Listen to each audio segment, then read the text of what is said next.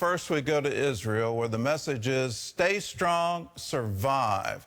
That's the message the parents of an American hostage are sending their son after Hamas released a video showing him alive. As his parents plead for the release of all the hostages held by Hamas, anti-Israel protests continue to spread on U.S. college campuses. CBN's Chris Mitchell reports.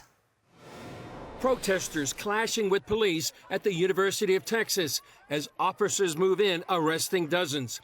At U.S.C, nearly 100 demonstrators were taken into custody.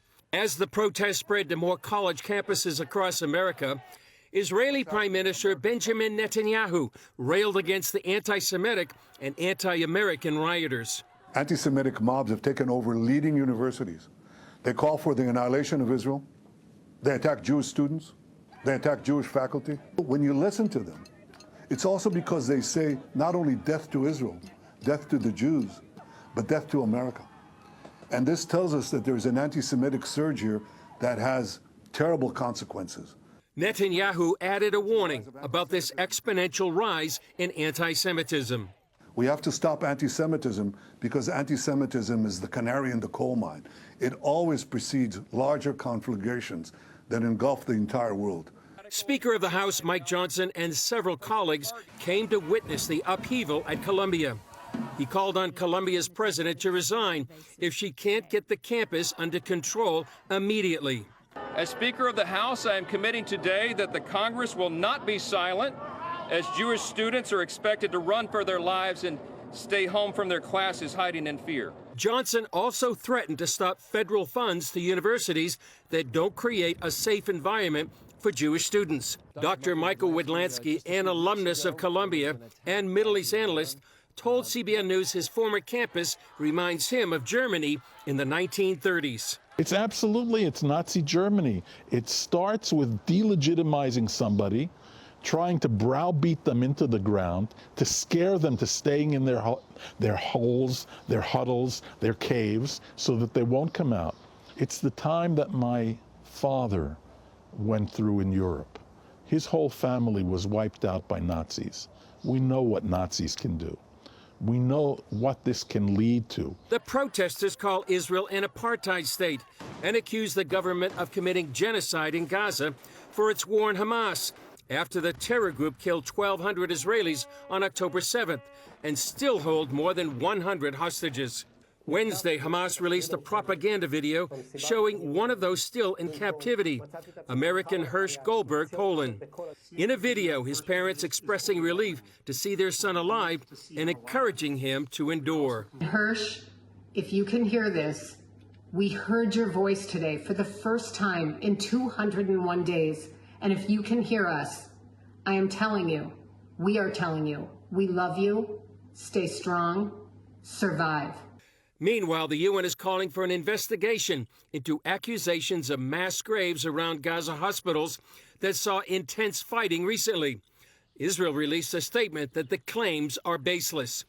Hamas has also proposed a 5-year ceasefire if a two-state solution is implemented.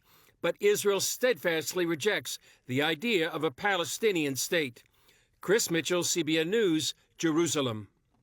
Well, I've said it before, and I just think I need to say it again. When you accuse Israel of being an apartheid state, of trying to commit genocide in Gaza, you have turned the truth onto its head.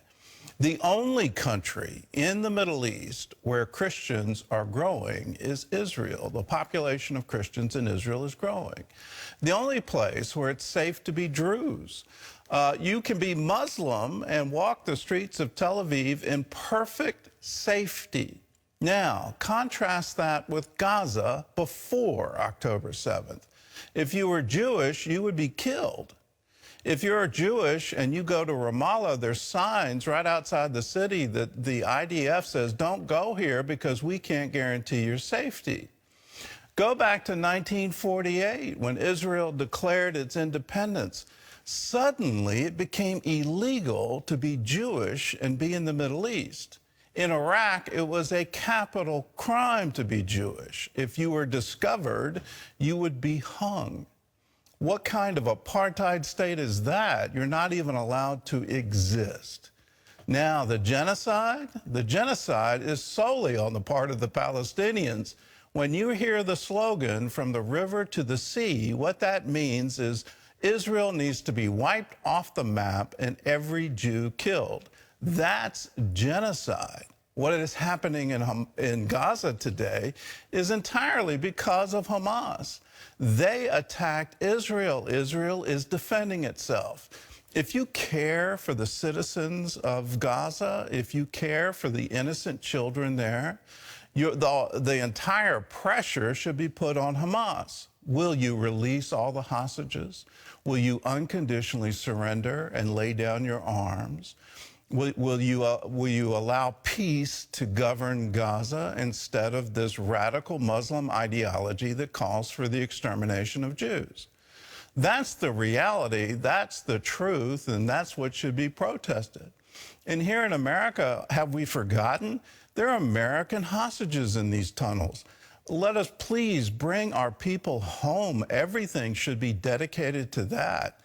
Instead, we have the UN launching useless investigations accusing Israel of war crimes.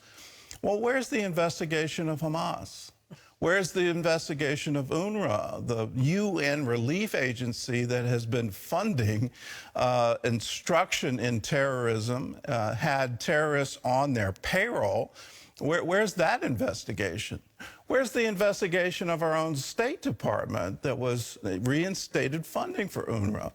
Do we not understand that that funding went into rockets and went into weapons so that Hamas could attack Israel? Let's put the truth back in place and stop this nonsense, because it is absolute nonsense.